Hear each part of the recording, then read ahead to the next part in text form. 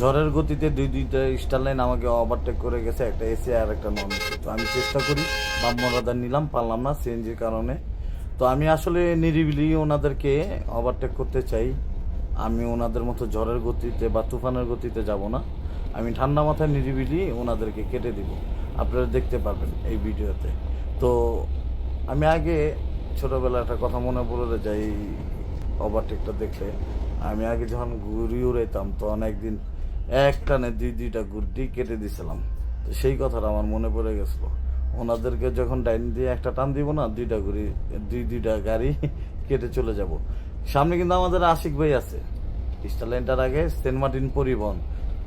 উনি আমাদের একজন ভাই চালায়, আশিক ভাই, খুব ভালো একটা ড্রাইভার আমাদেরই ভাই। আশিক ভাইকেও কেটে দিব। আশিক ভাইও বুঝতে পারছে যে আমার গায়ের ভিতরে ক্যামেরা আছে। এই দুইজনকে কেটে সামনে ওই স্টারলাইনের নন এসি গাড়িটা, এখনই দেখবেন নন এসি গাড়িটা, একটু জুম করে দেখো তো ভাই, এই স্টারলাইনের নন এসি গাড়িটা, এটাও কেটে দেবো। কিন্তু এই ভাইয়া আমাকে অটোই ছেড়ে দেবে, কারণ ভাইয়া যেই রিক্সে আমাকে ওভারটেক করছে, ভাইয়া দেখতে পাচ্ছে ওনাকে যদি আমি না ছাড়তাম ওনার একটা ক্ষতি হতো। আমি আস্তে ব্রেকে পা দিয়ে ছেড়ে দিছি।